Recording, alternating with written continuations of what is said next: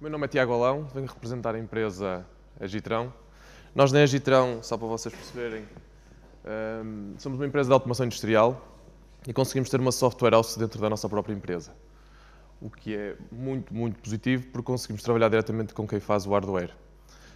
Começando por mim, neste momento estou a dirigir o departamento de software e, assim como vocês também, estudei aqui com muitos dos professores que estão por aqui e muitos colegas.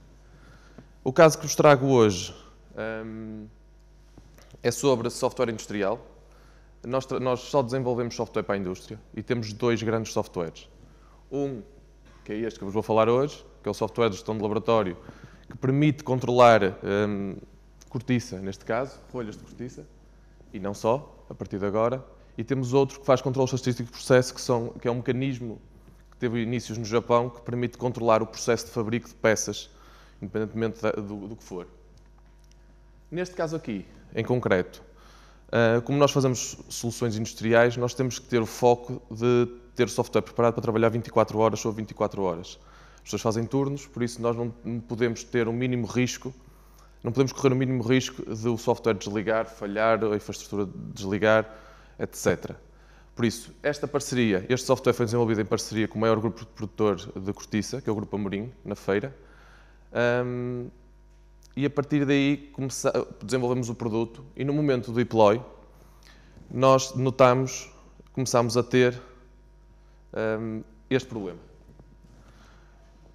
Ou seja, de repente, sem nós percebermos muito bem o porquê, começámos a ter sessões de 6 GB, 5 GB. Por isso, quanto maior era o servidor, menos pessoas o usavam, mais o espaço estava ocupado. Nós começámos a achar isto muito estranho. O Core Control é uma aplicação de desktop. Não sei se muitos de vocês aqui na audiência têm essa ideia, mas a indústria está há cerca de uma década atrás do end user, nós. Por isso, propor a um operador no chão de fábrica que faz a mesma tarefa repetitiva, um tablet, era super estranho.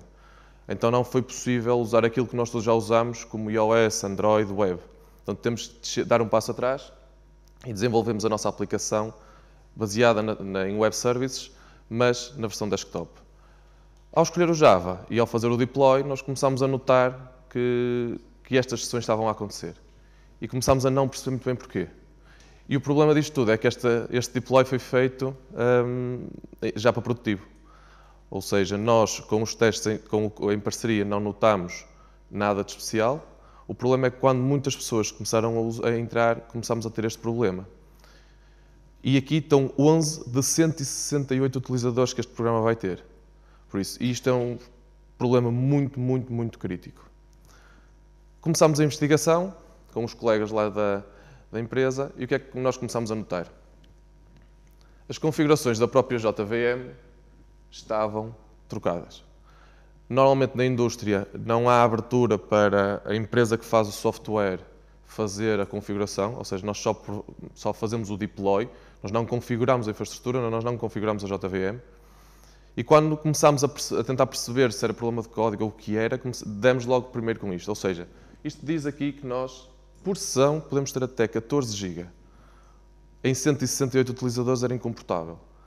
Então, uma das lutas que nós começámos a desencadear foi perceber como é que nós mitigámos este ponto para pelo menos no máximo 2 GB por sessão.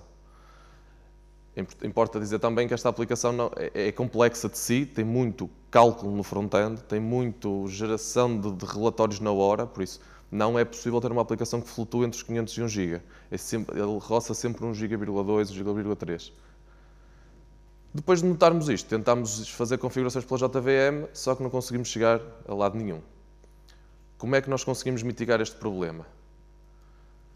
A nossa aplicação está desenvolvida em Maven, em Java e em Maven, e nós conseguimos descobrir que no POM nós conseguiríamos fazer estas configurações. Estas configurações vêm permitir que nós mitiguemos e obriguemos a JVM a respeitar aquilo que nós quisermos. Ou seja, se vocês virem ali XMS 256 MB, significa que no mínimo a aplicação tem que arrancar com 256 MB. Como vocês sabem, nós fazemos o deploy em cima da JVM, por isso há uma layer entre o que é desenvolvido e onde corre, E essa JVM tem que ter no mínimo alocados 256 MB para nós arrancarmos a trabalhar. Contudo, podemos definir um teto, que é o XMX, de 1 GB. Ou seja, a aplicação, o código tem que estar bulletproof o suficiente para circular durante 24 horas entre 256 MB e 1 GB. Para fazer com que isto, nós também descobrimos outro problema da JVM, que não é problema, é um parâmetro por defeito, mas que a nós na indústria nos causa muitos problemas, que é a diferença entre aquilo que é efetivamente alocado e aquilo que é gasto. Parecem que são coisas iguais, mas são bastante diferentes. Então nós conseguimos, eu vou já explicar com mais detalhe isto que estou a falar. Se vocês repararem, tem dois outros parâmetros, o Mean Heap Free Ratio e o Max Heap Free Ratio. Aquelas percentagens significam que entre aquilo que eu estou a gastar e aquilo que eu tenho alocado, a diferença tem que andar entre aqueles dois números. Ou seja, eu posso estar a gastar 100, mas eu só tenho que ter no máximo alocado 110. Por isso, aquilo tem que flutuar ali.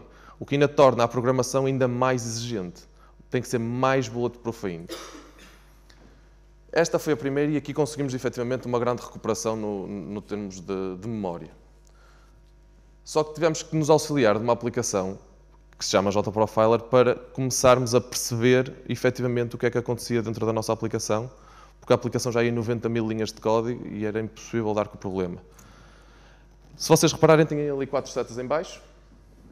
As 4 setas em baixo são picos de GC, de Garbage Collector, ou seja, o GC correu e conseguiu eliminar objetos e referências nulas e permitiu perceber que há ali uma queda, ou seja, há ali limpeza de memória.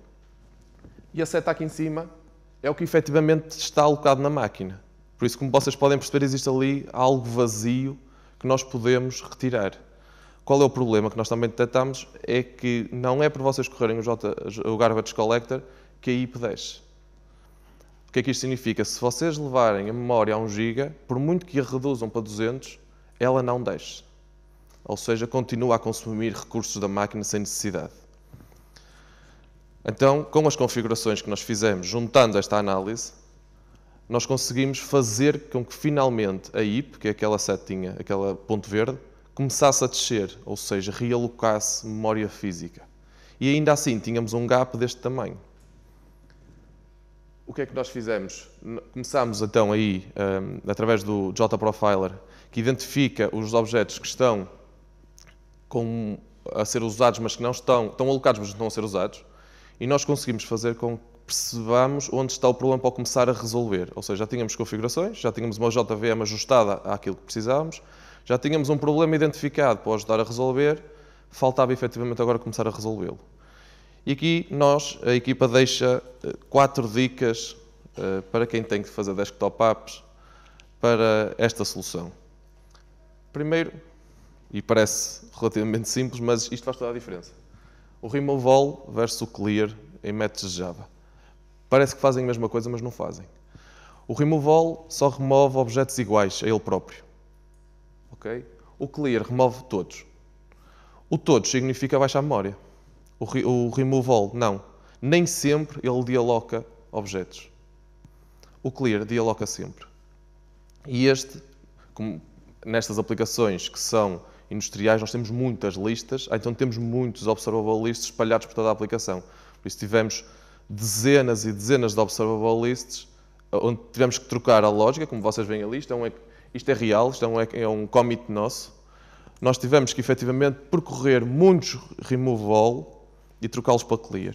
E aqui começámos efetivamente a ter ganhos de produção, ou seja, nós fizemos novamente deploy em cliente e começámos em produção a perceber que efetivamente aquilo começou a ter efeito. Começámos a perceber outra coisa. Tudo que é objeto que não necessitamos, para além do clear, se não precisamos de usar mais, por favor, faça nulo. O Garbage Collector só detecta objetos igual a nulo. Se vocês fizerem clear, ele perde espaço, mas não desaparece. Ele só desaparece se vocês igualarem a nulo. Foi outro problema. Nós começámos, se vocês virem neste commit, na linha 599 temos um clear. E em baixo temos um nulo. E começámos a ter que usar esta abordagem em todos os nossos métodos que carregavam listas. Por exemplo, pedidos ao servidor, renderizar uma tabela, buscar uma lista, etc. por favor, este é um dos maiores conselhos que vos dou, sempre que tiverem necessidade de alocar memória, por favor, igualem os vossos objetos a null, independentemente se é um observable ou outro qualquer. Uma outra dica. O garbage collector. Vocês podem forçar o garbage collector. Nós, e falta aqui uma tirazinha que eu tinha posto, que é uma piada que o SonarLint nos dá, que é, se vocês chamarem, vocês podem forçar o GC, não tem problema, mas a JVM força. Por defeito, a JVM força o GC de 4 em 4 vezes, de 4 em 4 iterações de memória. O que, dependendo da vossa ação, pode não ser suficiente. Se vocês tiverem que descarregar, como nós temos, no nosso caso, nós chegamos a ter que descarregar 10 megas de dados num único endpoint e temos que os alocar para renderizar uma lista. Por exemplo, o Grupo Amorim, em 3 meses, produziu 1500 relatórios, o que dá uma média de 500 a 600 relatórios por mês, que dá uma numerosidade de resultados por semana. Então, nós não podemos pedir 3 meses de relatórios e alocar aquilo tudo em RAM, porque vamos entupir as outras sessões. Então nós temos que, no fim do pedido, depois de renderizar, forçar o GC. Ou seja, o que é que nós fazemos? Fazemos clear, igualamos ao null e chamamos o GC.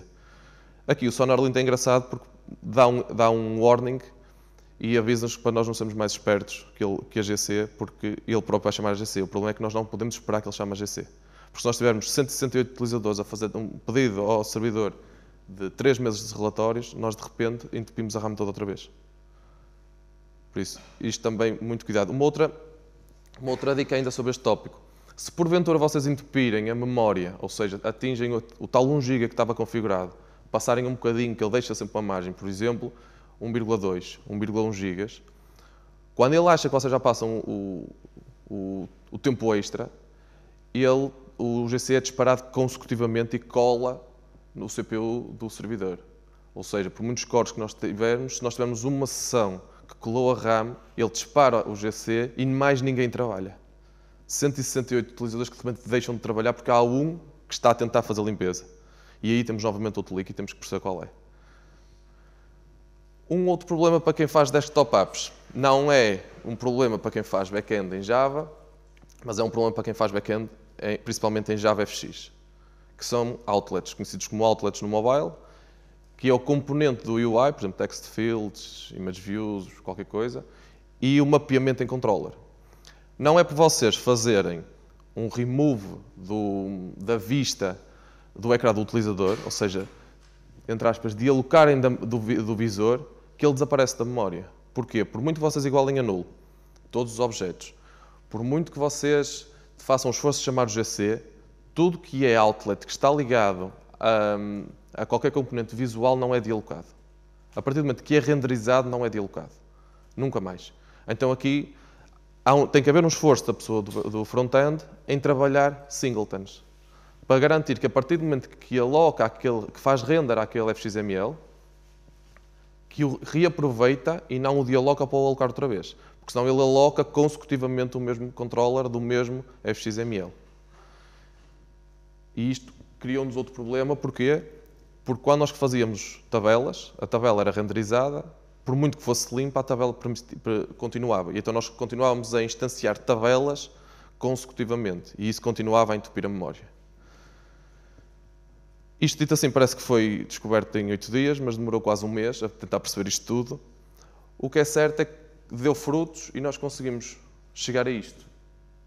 Temos uma lista muito maior, muito superior, e não temos ninguém, temos ali quase uma pessoa, acima de 1 GB. Isto com a ferramenta, combinada com a ferramenta de JProfiler, que efetivamente diz-nos quais são os objetos, onde estão mal, quantas vezes estão a ser chamadas, qual é o componente que está a ocupar espaço desnecessário, nós conseguimos intervir. Só uma nota para quem quer depois explorar o JProfiler. Se ocuparem muitos tipos primitivos, ele não vos vai dizer qual é o nome da variável, porque é um tipo primitivo, inexplicavelmente, mas diz-vos dos vossos tipos. Por exemplo, um caso muito rápido, se for um int versus um integer, o integer ele vai-vos identificar, o int não, por ser um tipo primitivo. E aí começa outra vez o mesmo problema, que é vocês não sabem onde é que aquele problema está. Ok? Pronto, com esta abordagem, com estes cuidados e com estas configurações, nós conseguimos neste momento ter as pessoas todas a trabalhar, 24 horas, algumas delas estão a trabalhar agora, neste momento, em cima desta ferramenta. Se tiverem algumas questões sobre este tópico, por favor, disponham. E obrigado pelo vosso tempo.